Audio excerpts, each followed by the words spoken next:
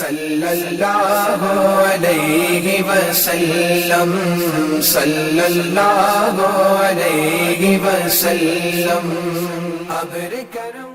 اعوذ باللہ من الشیطان الرجیم، بسم اللہ الرحمن الرحیم۔ السلام علیکم ورحمۃ اللہ وبرکاتہ۔ میرے عزیز بھائیوں بہنوں اور بچوں، اپنی جوانی کی قدر کریں، اپنی جوانی کو ناچ گانوں میں ضائع مت کریں اور اسے اللہ تعالیٰ کی نافرمانی میں مت ضائع کریں۔ تھوڑی دیر کے لیے اپنی جوانی کو سنبھال لیں اور اسے محمدی سانچے میں ڈھال لیں اور اسے نور نبوت سے روشن کریں، تو دیکھیے کہ پھر ہماری قیمت ہمارا اللہ لگائے گا۔ حضرت بلال رضی اللہ تعالیٰ عنہ حبشی تھے اور حبشی کے بیٹے تھے اور غلام ابن غلام تھے، لیکن دیکھیے کہ دربار نبوت میں جب وہ عاشق بنا اور صادق بنا اور سچا بنا تو میرے آقا کریم دو جہاں صلی اللہ علیہ وآلہ وسلم نے انہیں مسجد نبوی صلی اللہ علیہ وآلہ وسلم کا مؤذن بنایا۔ اس کی وجہ کیا ہے کہ اللہ تعالیٰ کچھ ایسے پاکیزہ بندوں کو چن لیتا ہے جو اس کے حبیب صلی اللہ علیہ وآلہ وسلم سے ایسا عشق کرتے ہیں کہ اپنا سب کچھ قربان کر دیتے ہیں۔ اور ایک بات ہمیشہ یاد رکھیے گا کہ عشق رسول صلی اللہ علیہ وآلہ وسلم عطیہ الہی ہے، یعنی اللہ کی طرف سے یہ انسان کو تحفہ ملتا ہے، عطیہ ملتا ہے کہ میرا اللہ کریم جسے چاہے عطا فرمائے، تو جس کو میرا اللہ تعالیٰ عطا کرتا ہے تو اسے زمانے کا سردار بنا دیتا ہے۔ اور سیم اور ایسی ہی داستان سیدنا حضرت بلال حبشی رضی اللہ تعالیٰ عنہ کی بھی ہے۔ اور یہ دیکھیے کہ اسی عشق کی بدولت اللہ تعالیٰ نے ایک حبشی غلام کو وہ عزتیں اور عظمتیں عطا فرمائیں کہ ان کی شناخت تھی عشق رسول صلی اللہ علیہ وآلہ وسلم بن گیا، اور اللہ کے رسول صلی اللہ علیہ وآلہ وسلم نے انہیں اپنا خزانچی مقرر فرمایا اور انہیں مؤذن رسول صلی اللہ علیہ وآلہ وسلم ہونے کا اعزاز ملا۔ اور پھر سالوں سال آپ کی پرسوز اذان سے مسجد نبوی اور شہر رسول صلی اللہ علیہ وآلہ وسلم کے در و دیوار گونجتے رہے۔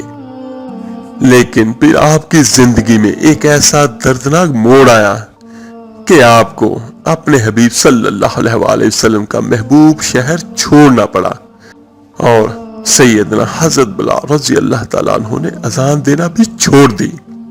لیکن زندگی کا ایک بہت لمبا عرصہ گزر جانے کے بعد اچانک پھر آپ کو مدینہ رسول صلی اللہ علیہ وآلہ وسلم آنے کا حکم ملا، اور جب آپ حاضر ہوئے تو ایسا واقعہ رونما ہوا جس نے انسان تو انسان مدینہ کے در و دیواروں کو بھی رلا دیا۔ یہ دیکھیے کہ کس چیز نے آپ کو مدینہ طیبہ سے جانے پر مجبور کیا۔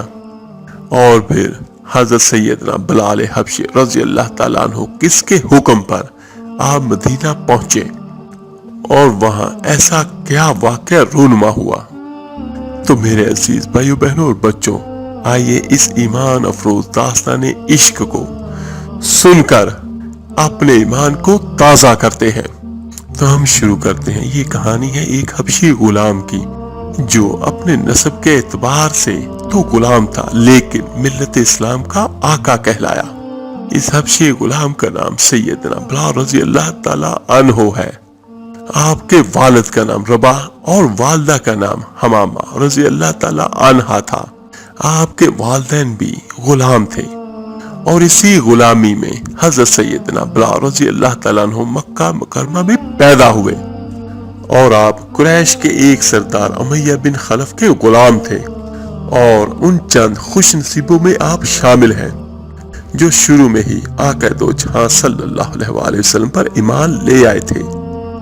سیدنا بلال رضی اللہ تعالیٰ عنہ کے قبول اسلام کا واقعہ کچھ یوں ملتا ہے ہمیں تاریخ میں کہ اسلام کے ابتدائی ایام تھے۔ ایک روز آقا کریم صلی اللہ علیہ وآلہ وسلم اور حضرت سیدنا ابو بکر صدیق رضی اللہ تعالی عنہ مکہ والوں سے دور ایک غار میں تشریف فرما تھے، اور سیدنا حضرت بلال رضی اللہ تعالیٰ عنہ ان پہاڑوں میں بکریاں چراتے تھے۔ جب سیدنا بلال رضی اللہ تعالیٰ عنہ بکریوں کا ریوڑ لے کر وہاں سے گزرے تو اللہ کے رسول صلی اللہ علیہ وآلہ وسلم غار سے باہر تشریف لائے اور فرمایا، اے چرواہے کیا دودھ ہے؟ تو اس غلام نے عرض کی کہ میرے پاس ایک بکری میں دودھ ہے اور جو میری ضرورت کے لیے ہے، اور اگر آپ پسند کریں تو میں وہ دودھ آپ کو دے دوں۔ تو میرے آقا کریم صلی اللہ علیہ وآلہ وسلم نے فرمایا، اس بکری کو لے آؤ۔ اور پھر میرے آقا کریم صلی اللہ علیہ وآلہ وسلم نے ایک بڑے پیالے میں خود اس بکری کا دودھ دویا اور خوب جی بھر کے پیا، اور آپ نے اس کے بعد پھر دودھ دوہا اور سیدنا صدیق اکبر رضی اللہ تعالیٰ عنہ کو دیا، اور انہوں نے بھی خوب پیا۔ اور پھر تیسری مرتبہ آپ صلی اللہ علیہ وآلہ وسلم نے پھر دودھ دوہا، اور پھر سیدنا حضرت بلال رضی اللہ تعالیٰ عنہ کو بھی خوب جی بھر کے پلایا۔ اور پھر جب بکری کو چھوڑا تو اس کے تھن پہلے سے زیادہ بھرے ہوئے تھے۔ سبحان اللہ۔ اس کے بعد پھر میرے آقا کریم صلی اللہ علیہ وآلہ وسلم نے سیدنا بلال کو اپنے پاس بلا کر فرمایا، اے بلال، میں اللہ کا رسول ہوں، تمہاری اسلام کے متعلق کیا رائے ہے؟ سیدنا بلال تو پہلے ہی اللہ کے رسول صلی اللہ علیہ وآلہ وسلم کی ذات اقدس سے متاثر ہو چکے تھے، اور پھر آقا کریم صلی اللہ علیہ وآلہ وسلم کا خوبصورت انداز گفتگو، سبحان اللہ۔ تو سیدنا بلال نے دعوت اسلام پر لبیک کہتے ہوئے کلمہ شہادت پڑھا اور فوراً اسلام میں داخل ہو گئے۔ تو اللہ کے رسول صلی اللہ علیہ وآلہ وسلم نے سیدنا بلال کو اسلام چھپانے کا حکم دیا۔ اس وقت حضرت سیدنا بلال رضی اللہ تعالیٰ عنہ کی عمر مبارک تقریباً 28 برس تھی۔ یہ اسلام کا اولین دور تھا، اور ہمارے آقا کریم صلی اللہ علیہ وآلہ وسلم اللہ کے حکم سے حکمت عملی کے ساتھ اسلام کی تبلیغ فرما رہے تھے۔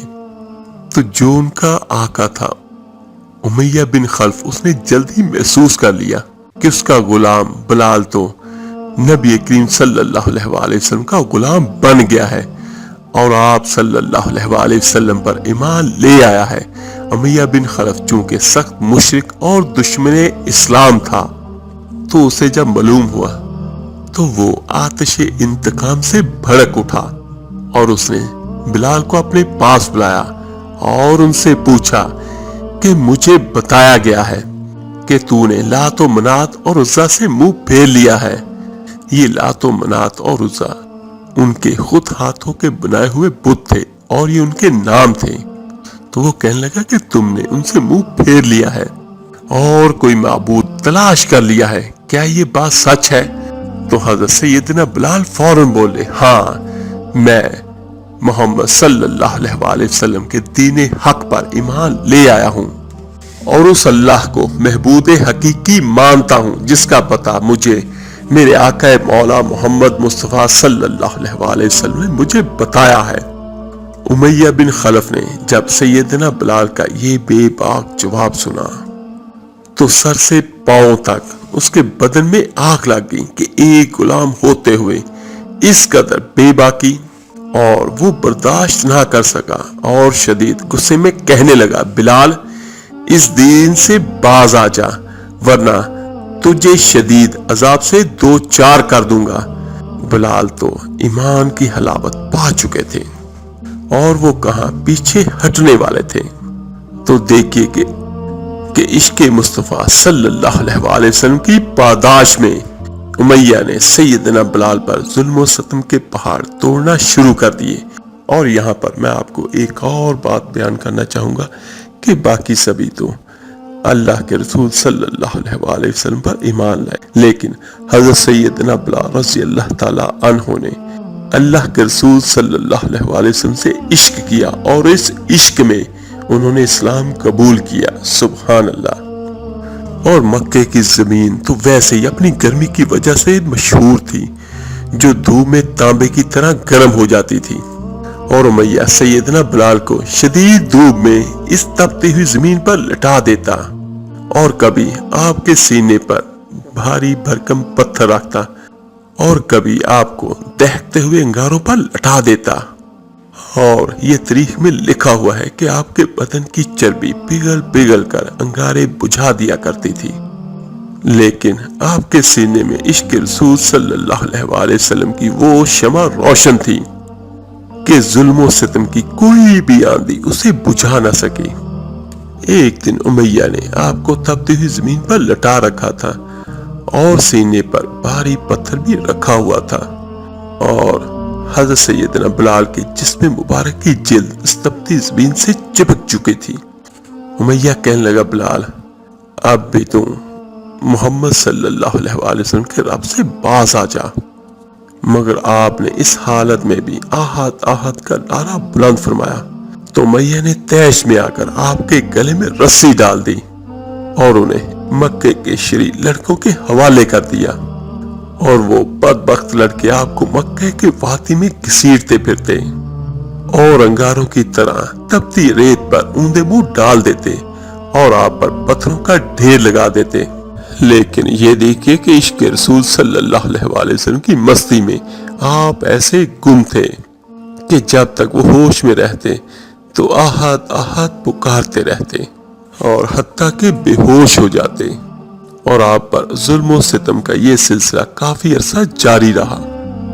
حضرت سیدنا صدیق اکبر رضی اللہ تعالیٰ عنہ روز یہ منظر دیکھتے اور آخر برداشت نہ کر سکے اور اللہ کے رسول صلی اللہ علیہ وآلہ وسلم کے دربار میں بلال کا قصہ درد و غم بیان کیا، تو یہ سن کے ہمارے آقا دو جہاں صلی اللہ علیہ وآلہ وسلم کی آنکھوں سے آنسو مبارک چھلک پڑے، تو اللہ کے رسول صلی اللہ علیہ وآلہ وسلم کے فرمان کے مطابق حضرت سیدنا بلال رضی اللہ تعالیٰ عنہ، حضرت صدیق اکبر رضی اللہ تعالیٰ عنہ حضرت سیدنا بلال رضی اللہ تعالیٰ عنہ کو خریدنے چل پڑے، اور وہ امیہ بن خلف کے پاس پہنچے اور اس سے کہا، امیہ تم کب تک اس بے قصور غلام کو اذیت دیتے رہو گے؟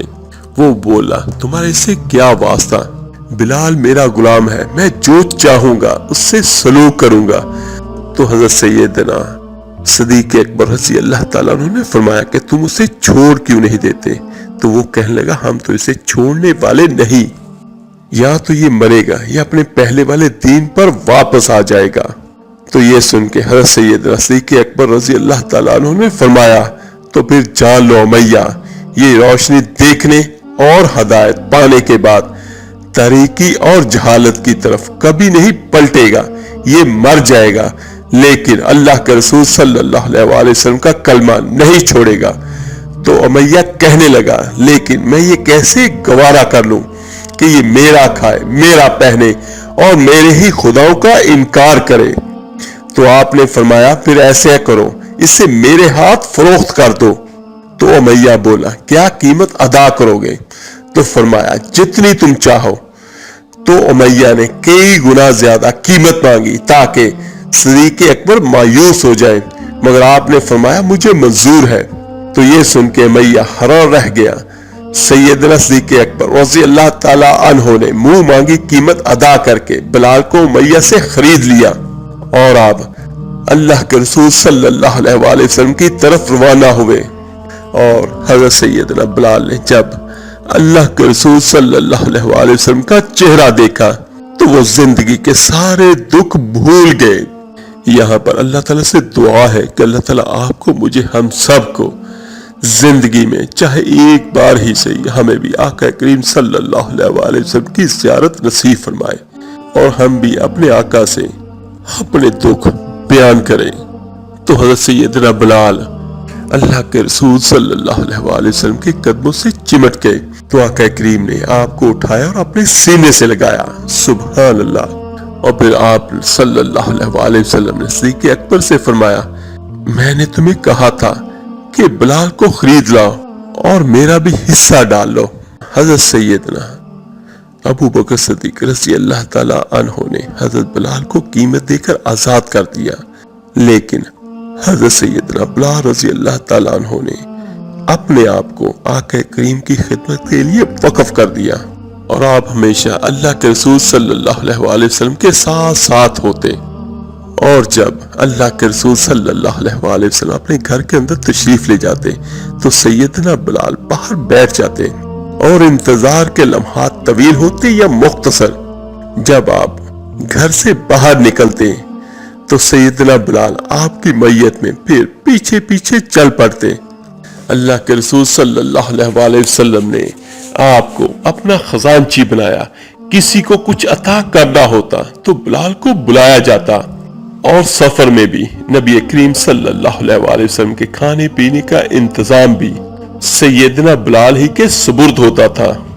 مدینہ منورہ کی ابتدائی زندگی میں جب نماز کے لیے اذان دینے کا طریقہ مقرر کیا گیا اور کسی کو مؤذن مقرر کرنے کی باری آئی تو اللہ کے رسول صلی اللہ علیہ وسلم کی نظر انتخاب سیدنا بلال پر ہی ٹھہری۔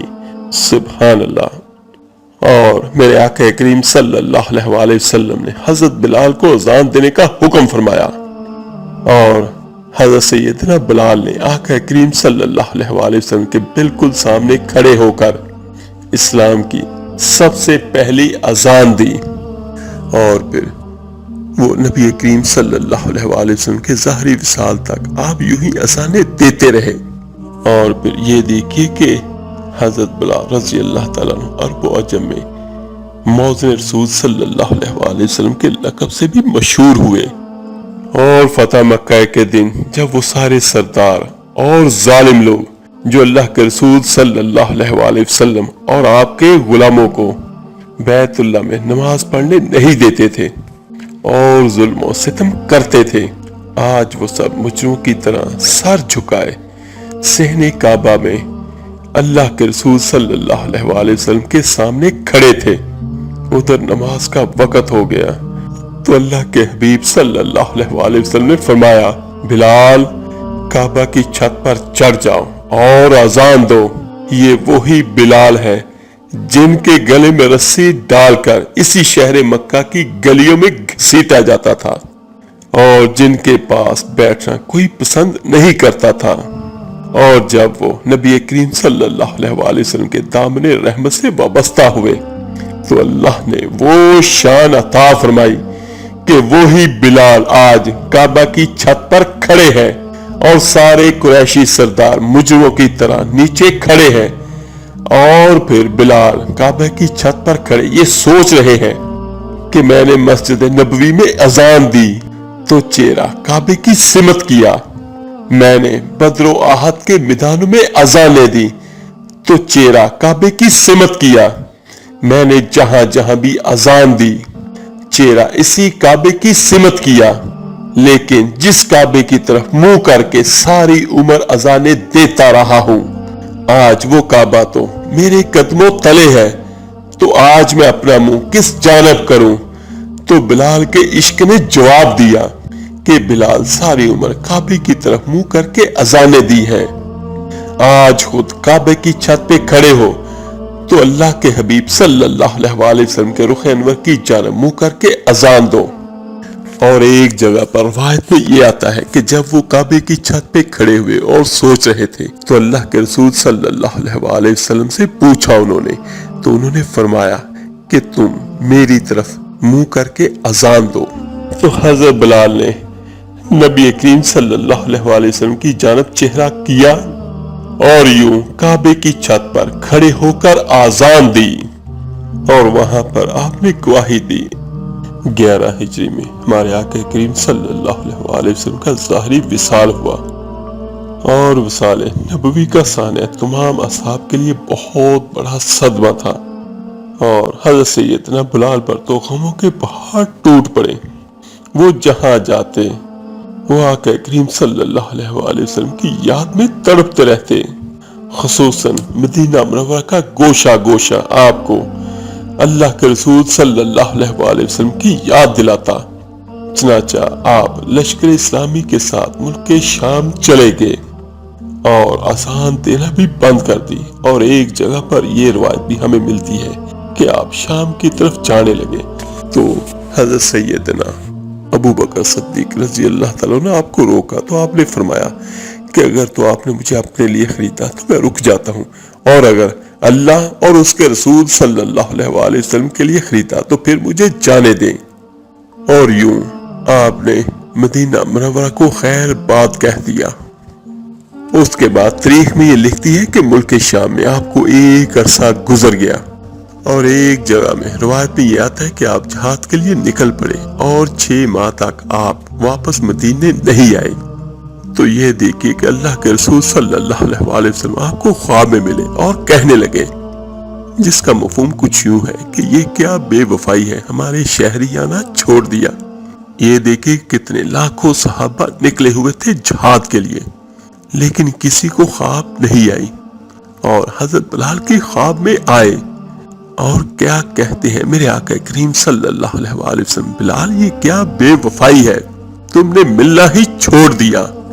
تو بلال کو یوں لگا جیسے اللہ کے نبی صلی اللہ علیہ وآلہ وسلم زندہ ہے اور وہ بلا رہے ہیں۔ تو آپ نے اسی وقت اونٹنی کو تیار کیا اور 7 دن اور 7 رات لگاتار سفر کرتے رہے، سوائے نماز کے علاوہ اونٹنی کو کہیں بھی نہیں روکا، اور لگاتار چلتے رہے، صرف کسی حاجت کی وجہ سے رکنا تو ٹھیک، ورنہ چلتے رہے لگاتار۔ اور مدینے پہنچتے ہی انہوں نے شور مچا دیا، یا رسول اللہ صلی اللہ علیہ وآلہ وسلم میں آ گیا ہوں، یا رسول اللہ میں آ گیا ہوں صلی اللہ علیہ وآلہ وسلم۔ جب آگے گئے تو کیا دیکھتے کہ آگے قبر ہے، آپ ہے ہی نہیں، تو غش کھا کے قبر پہ گر پڑے اور چبڑ گئے اور کہنے لگے، یا رسول اللہ صلی اللہ علیہ وآلہ وسلم میں تو آ گیا، آپ کہاں چلے گئے؟ وہ اسی بے قراری میں تھے، اور نماز کا وقت آ گیا تو سارے مدینے والوں کا یہ شوق، یہ دلی تمنا ہوئی کہ آج بلال اذان دے، اور یہ بھی سبھی کو پتا ہے کہ بلال نے اذان نہ دینے کا عہد کیا ہوا ہے۔ تو صحابہ نے حضرت حسن اور حضرت حسین رضی اللہ تعالیٰ عنہ کو درخواست کی کہ آپ جگر گوشہ رسول صلی اللہ علیہ وآلہ وسلم ہے، آج آپ بلال سے کہیں کہ اذان دیں، وہ آپ کی باتوں کو نہیں ٹالیں گے۔ تو یہ دونوں بھائی آئے، ایک 6 سال کے اور ایک 7 سال کے، اور آ کے کہنے لگے، چاچا ہماری ایک گزارش ہے۔ تو کہنے لگے، بچوں کہو، تم پر تو جان بھی قربان۔ تو کہا، تم ہمارے نانا کے لیے اذان دیا کرتے تھے۔ تو کہنے لگے، ہاں۔ تو پھر کہنے لگے، آج ہمارے لیے بھی ایک بار اذان دو۔ تو حضرت بلال رضی اللہ تعالیٰ عنہ کہنے لگے، میں نے قسم اٹھائی تھی، لیکن میں تمہاری خاطر قسم کو توڑ دوں گا، اور میں آج اذان دوں گا، جیسے تمہارے نانا کے لیے اور ایسے ہی تمہارے لیے۔ اور وہ ایک انصاری عورت کے مکان کی چھت پہ چڑھے اور کانوں میں انگلیاں دیں اور اتنا ہی کہا، اللہ اکبر۔ تو سارے مدینے میں کوہرام مچ گیا، عورتیں بھی روتی ہوئی گھروں سے باہر نکل آئی، ننگے سر ننگے پاؤں چیختے چلاتے عورتیں باہر آ گئی، آج بلال اذان دے رہا ہے۔ یعنی ان سب کو زمان نبوت صلی اللہ علیہ وآلہ وسلم یاد آ گیا، تو ساری مسجد نبوی میں چیخ و چنگھاڑ مچ گئی۔ تو یہ تھے حضرت بلال رضی اللہ تعالیٰ عنہ، جنہوں نے اللہ کے نبی صلی اللہ علیہ وآلہ وسلم سے عشق کیا۔ اللہ سے دعا ہے اللہ تعالیٰ آپ کو، مجھے، ہم سب کو حقیقی اور سچا عشق محمد صلی اللہ علیہ وآلہ وسلم عطا فرمائے، اور ہمارے دل اپنی اور اپنے محبوب کی یاد سے روشن فرمائے، آمین ثم آمین۔ آپ میرے لیے دعا کیجیے گا، میں آپ سب کے لیے ضرور دعا کروں گا۔ اس ویڈیو کو لائک اور شیئر ضرور کیجیے گا صدقہ جاریہ سمجھ کر۔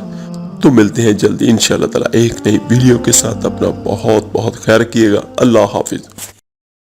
صلی اللہ علیہ وسلم، صلی اللہ علیہ وسلم، ابر کرم گے